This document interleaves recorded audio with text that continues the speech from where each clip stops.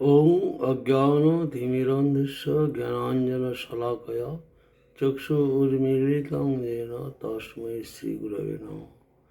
বাঞ্ছাকল্পতরুভ্যশ্চ কৃপাসিন্ধুভ্যেব চ পতিতানাং পাবনেভ্যো বৈষ্ণবেভ্যো নমো নমঃ। শ্রীকৃষ্ণ চৈতন্য প্রভু নিত্যানন্দ শ্রী অদ্বৈত গদাধর শ্রীবাসাদি শ্রী গৌরভক্তবৃন্দ।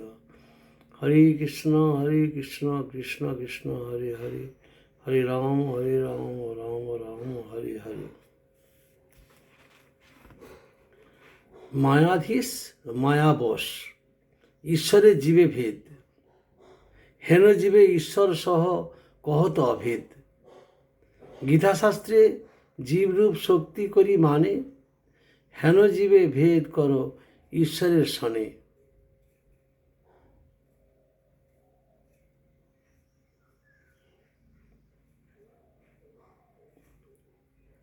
ভূমিরাপ অনল বায়ু খং মনোবুদ্ধিরেব চ অহংকার ইতিয়ং মে ভিন্ন প্রকৃতি রাষ্ট্রদেহা।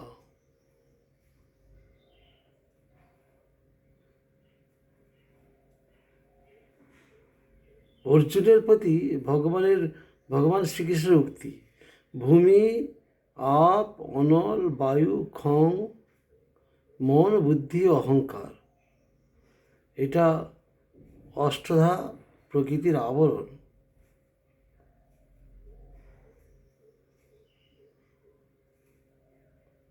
ভূমি জল অনল বায়ু আকাশ মন বুদ্ধি অহংকার, এই আটটি আমারই অপরাশক্তির বৃত্তি বিশেষ।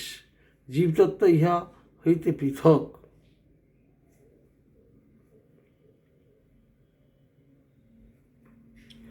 অপরেয়মিত স্তন্যং প্রকৃতিং বিদ্ধি মে পরাম জীবভূতাং মহাবাহু জয়েদং ধার্যতে জগৎ।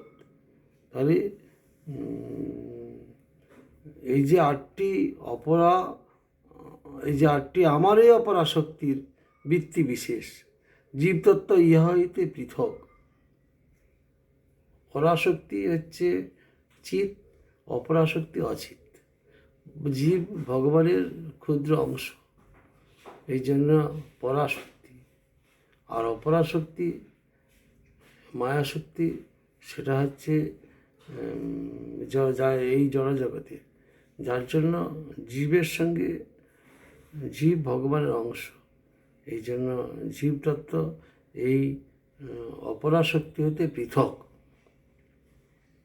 ঈশ্বরের শ্রীবিগ্রহ সচ্চিদানন্দাকার, সে বিগ্রহে কহ সত্যগুণের বিকার। সার্বভট্টাচার্যকে মহাপ্রভু বলছেন, ঈশ্বরের বিগ্রহ সচ্চিদানন্দাকার, সচ্চিদ আনন্দময়। ব্রহ্মা বলছেন, ঈশ্বর পরম কৃষ্ণ সচ্চিদানন্দ বিগ্রহ অনাদির আদি গোবিন্দ সর্বকারণ কারণ। তা তাকে তুমি সত্যগুণের বিকার বলছো। শ্রীবিগ্রহ যে না মানে সেই তো পাষণ্ডী, অস্পৃশ্য অদৃশ্য সেই হয় যমদণ্ডী। বেদ শাস্ত্র মতে ঈশ্বরের সচ্চিদানন্দ বিগ্রহ নিত্য। নিরাকার ধর্ম প্রাকৃত সত্যগুণের বৈপরীত্য রূপ বিকার বিশেষ, অর্থাৎ জড়ীয় সত্ত্বে যে আকার আছে তন্নিষেধক ভাব বিশেষ। প্রকৃতির অতীত যে চিন্ময় বিগ্রহ, তাহার আকারও চিন্ময়। মায়িক সত্যের নিরাকারত্ব তাহাকে স্পর্শ করিতে পারে না। এরূপ শ্রী বিগ্রহ যে না মানে সে পাষণ্ডের মধ্যে গণ্য।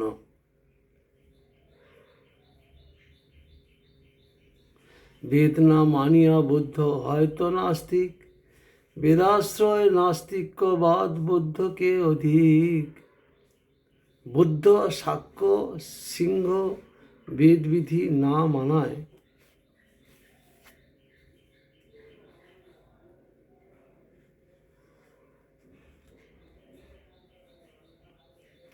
আচ্ছা এখানে বলছেন, যিনি ভগবানের নিত্য রূপ গুণ লীলাময় বিগ্রহকে প্রাকৃত সত্যগুণের বিকার বা অজ্ঞান সমষ্টির আধার মাত্র বুঝিয়া অপ্রাকৃত বিগ্রহে নিত্য সেবাপর হন না।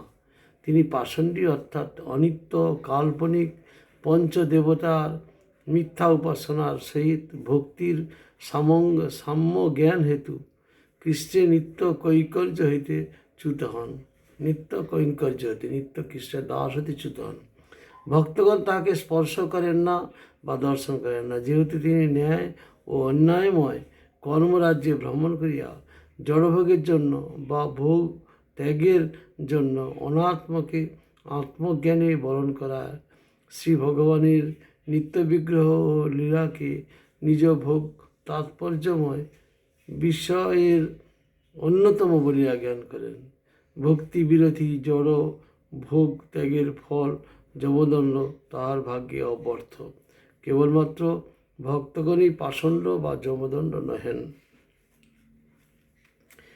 বৌদ্ধ শাক্য সিংহ বেদবিধি না মানায় তাকে বৈদিক আর্যগণ নাস্তিক বলিয়া নিন্দা করেন। কিন্তু মায়াবাদী বেদকে আশ্রয় করিয়া যে নাস্তিকবাদ প্রকাশ করিয়াছিলেন তাহা বৌদ্ধবাদ অপেক্ষা অধিকতর নিন্দনীয়। কেননা স্পষ্ট শত্রু অপেক্ষা মিত্ররূপে সমাগত প্রচ্ছন্ন শত্রু অতিশয় ভয়ঙ্কর। সেই বেদ ত্যাগ করিয়া শাক্যসিংহ বৈদিক কর্মানুষ্ঠানের হস্ত হইতে পরিত্রাণ পান এবং প্রাকৃত নৈষ্কর্ম স্থাপন করেন। তাহার মতে পরলোকে সচ্চিদানন্দ রহিত বিগ্রহ বিরাজমান। মায়াবাদী বেদ মুখে গ্রহণ করিয়া বা মানিয়া নিজ ভোগপর অজ্ঞানবাচ্য বৈদিক কর্মের অনুষ্ঠান ফলে কর্মের হস্ত হইতে পরিত্রাণ পান বলিয়া মনে করেন এবং নৈষ্কর্ম স্থাপন করেন। তাহার পরলোকে নির্বোধ সচ্চিদানন্দ বিগ্রহ অর্থাৎ নির্বিশেষ কেবল চিন্মাত্র বিরাজমান। অজ্ঞানস্থিত মুমুক্ষু জ্ঞানবাদী সচ্চিদানন্দ জ্ঞানকে খণ্ডজ্ঞান বা অজ্ঞানের প্রতিফলন রূপে বিবেচনা করিয়া তৎসম্বন্ধে কোনো সম্বিদবৃত্তির অনুশীলনকে নিজ অজ্ঞানের প্রকারভেদ মাত্র বলিয়া মনে করিয়া ভগবৎ সেবা হইতে নিরস্ত হন। সুতরাং শুদ্ধ সচ্চিদানন্দের অনুভূতি অজ্ঞান বিগ্রহ জ্ঞানবাদীর অধিগম্য বিষয় নহে, যেহেতু তাহার সিদ্ধান্তে নিঃশক্তি ব্রহ্ম জড়ময় অর্থাৎ জ্ঞান জ্ঞেয় জ্ঞাতা এই অবস্থাত্রয় রহিত এবং তাহার জড় অভিমানগ্রস্ত বিচার নিপুণতারূপ অজ্ঞান প্রবল হওয়ায় সচ্চিদানন্দ চিন্ময় জ্ঞান জ্ঞেয় জ্ঞাতৃধর্ম বিশিষ্ট নহে। বস্তুত উহা অজ্ঞান অবস্থার উক্তি বিশেষ মাত্র। এজন্য মায়াবাদীর প্রকৃত বস্তু জ্ঞানে অনস্তিত্ব বুদ্ধি। জীবের নিস্তার লাগি সূত্র কইল ব্যাস, মায়াবাদী ভাষ্য শুনিলে হয় সর্বনাশ। ব্যাসের সূত্রে শুদ্ধ ভক্তিবাদ আছে। মায়াবাদী সেই সূত্রের যে ভাষ্য করিয়াছেন তাহাতে পরব্রহ্মের চিন্ময় বিগ্রহ অস্বীকৃত এবং জীবের ব্রহ্ম হইতে পৃথক সত্তাও অস্বীকৃত হওয়ায় তাহা শুদ্ধ ভক্তিতত্ত্বের অত্যন্ত বিরুদ্ধ। সুতরাং মায়াবাদীর ভাষ্য শুনিলে জীবের সর্বনাশ হয়, কেননা ব্রহ্মের সহিত অভেদ বাঞ্ছারূপ দুরাশা প্রদত্ত অভিমান দ্বারা শুদ্ধ ভক্তি নাশ হয় এবং প্রকৃত প্রস্তাবে ঈশ্বরকে মানা হয় না। পরিণামবাদ ব্যাসসূত্রের সম্মত অচিন্ত শক্তি ঈশ্বর জগৎরূপে পরিণত।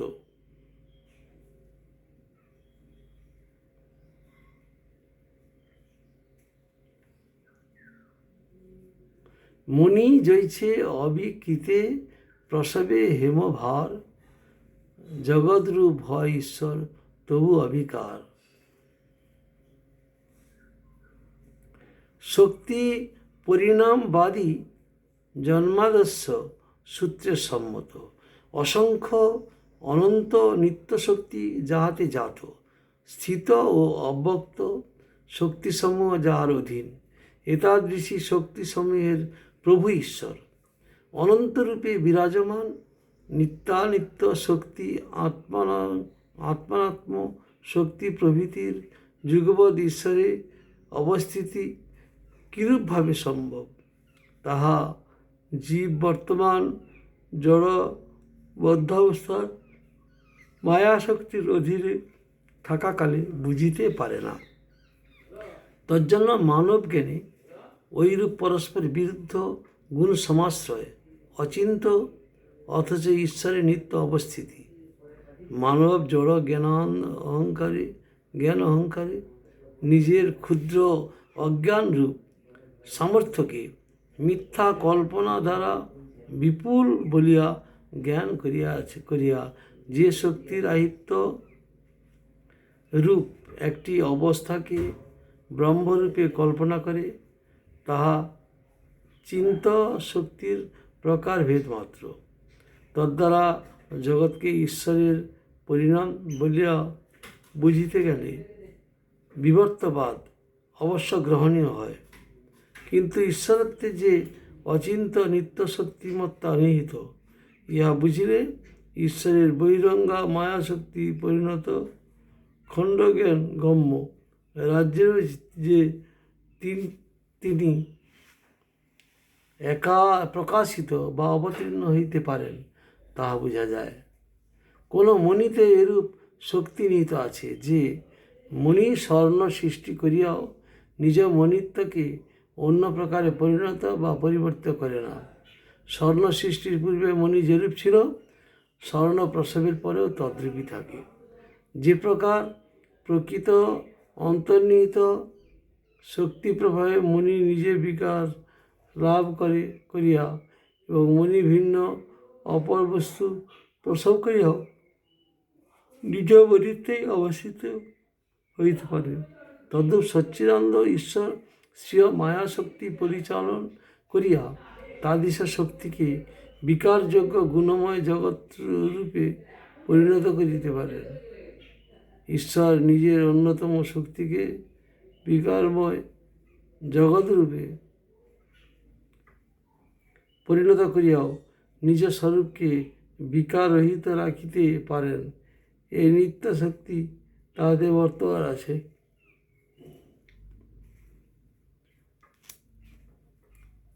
ব্যাস ভ্রান্ত বলি সেই সূত্রে দোষ দিয়া বিবর্তবাদ স্থাপিয়াছে কল্পনা করিয়া। পরিণামবাদ মানিলে ঈশ্বর বিকারী হইবেন, সুতরাং ব্যাসকে তখন ভ্রান্ত বলিতে হইবে। এই বলিয়া সূত্রের মুখ্যার্থ দোষ দিয়া গৌণার্থ করত বিবর্তবাদ স্থাপন করিয়াছেন।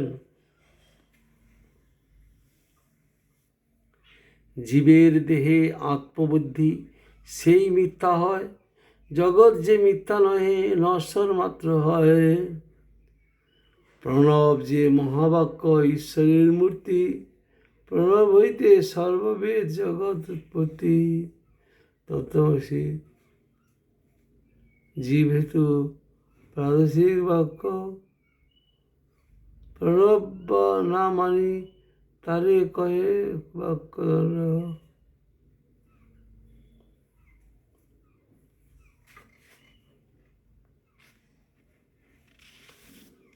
তত্ত্বমসি জীব হেতু প্রাদেশিক বাক্য, প্রণব না মানি তারে কহে মহাবাক্য।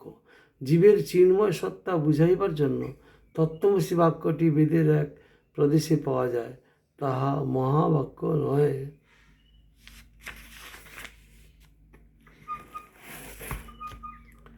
এই মতে কল্পিত ভাষ্যে শতদোষ দিল। ভট্টাচার্য পূর্বপক্ষ অপার কহিল। এরূপভাবে দোষ দিলেন মহাপ্রভু।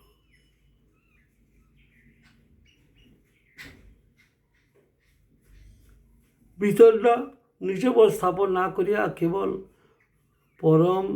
পরমত খণ্ডন।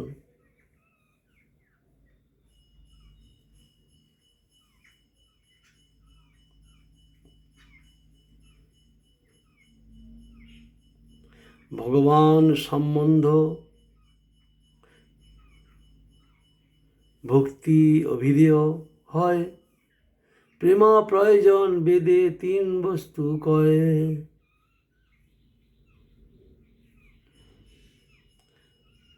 সম্বন্ধ আমাদের ভগবান, অভিধেয় মানে যে পথে ভক্তি ভজন করবো সেটা হচ্ছে ভক্তি, সেটা হচ্ছে অভিধেয়। আর প্রয়োজন তত্ত্ব আমরা কি চাইব? প্রয়োজন হচ্ছে প্রেম, সেবা, সুখানন্দ। আর যে যে কিছু কহে সকলই কল্পনা, শত প্রমাণ বেদ বাক্যে কল্পেন লক্ষণা।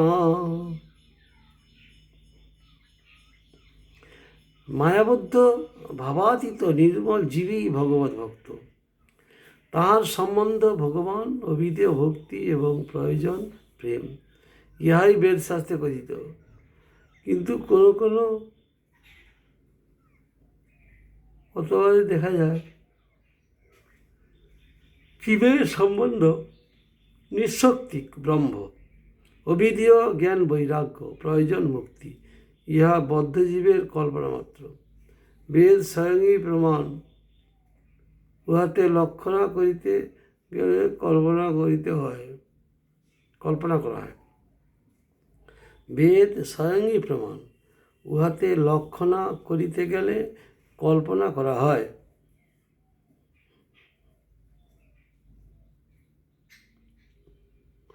আচার্যের দোষ নাই, ঈশ্বর আজ্ঞা হইল, অতএব কল্পনা করি নাস্তিক শাস্ত্র দিল।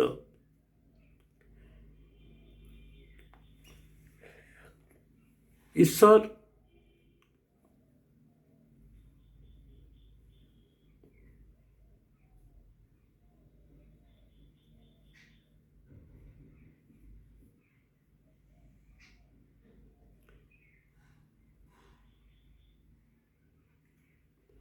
সাগময়ী কল্পিতৈ স্তঞ্চ জনান মহদ্বিমুখান কুরু মাঞ্চ গোপয় যেন সৎ সৃষ্টিরেতরম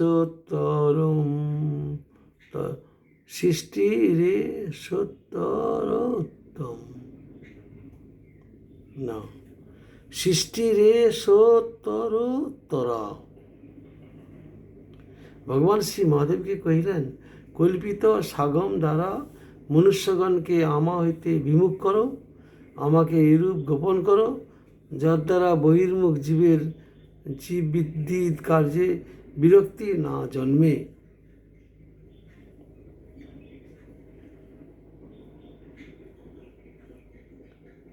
মায়াবাদ সৎশাস্ত্র প্রচ্ছন্ন বৌদ্ধম উচ্যতে ময়ীব বিহিতং দেবী করৌ ব্রাহ্মণ মূর্তিনা। মহাদেব কহিলেন, আমি কলিকালে ব্রাহ্মণ মূর্তি ধারণ করিয়া অশ্রদ্ধারা মায়াবাদ রূপ প্রচ্ছন্ন বৌদ্ধমত খণ্ডন করিব। বাঞ্ছাকল্পতরুশ্চ কৃপা সিন্ধু ভয়বচ পতিতানাং পাবনেভ্যো বৈষ্ণবেভ্যো নমো নমঃ।